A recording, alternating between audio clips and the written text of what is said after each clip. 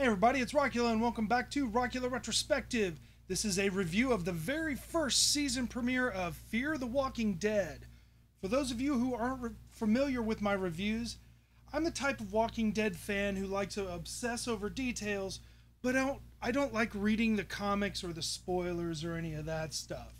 So I lie somewhere between the casual fan and the obsessive cynical types because I like to dig into the show and find clues, but I also forgive a lot of inconsistencies. That being said, I was kind of skeptical about Fear the Walking Dead because it's a spin-off. I usually don't like spin-offs, don't have much faith in them, but I trusted that it was going to be good because it was made by the people who make The Walking Dead. I made a reaction episode to that. I watched it last night, but I decided not to post the reaction episode because there wasn't anything to react to. I know this series is going to get better, but this was a really, really bad premiere episode. It had no impact whatsoever. It was tedious, it was boring, and throughout the entire show I kept thinking to myself, God, will you just please get to the point? So, I know that the producers are trying to make a different show, and they don't want it to be exactly like The Walking Dead, and I understand that. And also, you don't necessarily have to come out with guns blazing and everybody fighting off zombies at once, but, you know, if you compare it to, and, you know, everybody's going to be like, oh, you can't compare it to The Walking Dead, but one thing that you got to compare it to is that the very first episode of The Walking Dead did have some non-zombie stuff, but that, you know, it was necessary. The fact that throughout the series we got to know the people that stuck around, that's where you spend your time getting to know the characters. You don't spend the entire first episode trying to get to know those characters. And that's my whole thing, is for an hour and a half of this show, I estimate about hour and 15 minutes was spent on character development and less than 10 minutes of action. Now, my friends who are at Behind the Mask Presents, they're always holding The Walking Dead to a certain standard where they want less pointless character development and more scenes that actually get something accomplished. And their point is not so much we want more blood and gore and guts, it's that just get some stuff done. Quit messing around on the peripherals, and yeah, just do something right. And if I remember at the end of the season of season 6 of The Walking Dead, the BTM guys said that they were not going to cover Fear the Walking Dead, and I'm telling you right now, don't bother. Not with this one, not the very first one. Everything that you dislike about The Walking Dead is personified into this very first episode. So, even the zombie action was kind of lame. I mean, I have faith that the series is going to pick up, so I'm going to make an effort to review this episode without going completely negative, alright? But the fact that they are spending so much time developing these characters makes it a different trajectory from The Walking Dead, in that you can expect them to stick around for a while, which means these people aren't going to die anytime soon. I don't see any of them dying, because what you got here is a core group of people that, you know, they spent a lot of time in this first episode trying to get us to like these people or get to know them. So let's look at this core group of people, because I imagine we're going to be looking at them for a while.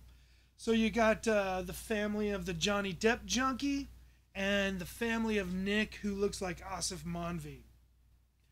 Johnny Depp's trying to figure out if this zombie attack he saw was real or the drugs that he took. And Asif Manvi is trying to fix Johnny Depp because his real son hates him. Throw in the outcast who sees it all coming, and you've pretty much got the entire episode. By the way, this outcast dude, I forgot what his name is, but he's the Eugene of the show. You know he's coming back because they wouldn't put so much effort into getting you to know him, but this guy's going to be the Eugene of the show. So really, that's the whole show. Did we need an hour and 15 minutes to figure all of that out? We didn't.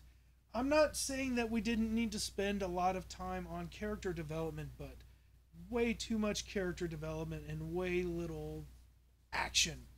Here are a couple of quick bullet points that I want to cover.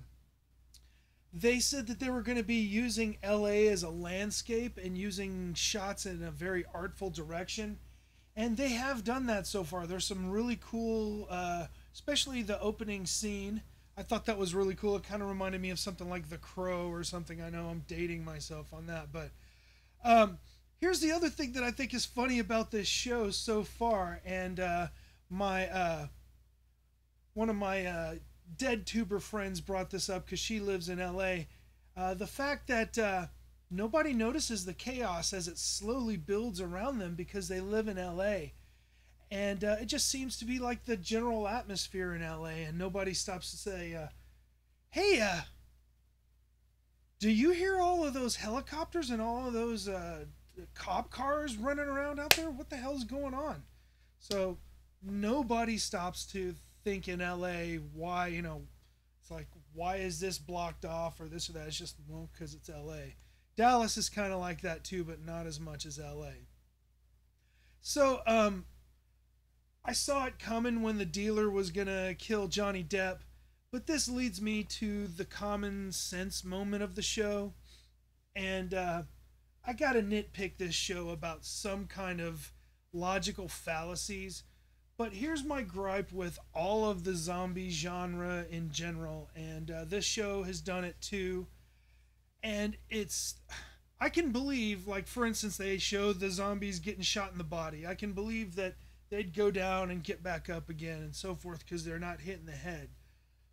But when you back a pickup truck over somebody's body and run completely over it, don't you think that's going to break enough bones to where you're not going to be able to stand up? You don't have a frame. Your muscles are working and everything, but your frame is collapsed. So that just bugs the crap out of me, but that's just really nitpicky. And that's pretty much everything I have to say about this episode. I know it's going to get better, but this was really hard for me to not go negative on. So look for me to watch the second episode, and let's see if it redeems itself. And yeah, by the way, I am going to be the guest video DJ. I'm going to be DJing the main room at Retropalooza in the Arlington Convention Center in Arlington, Texas.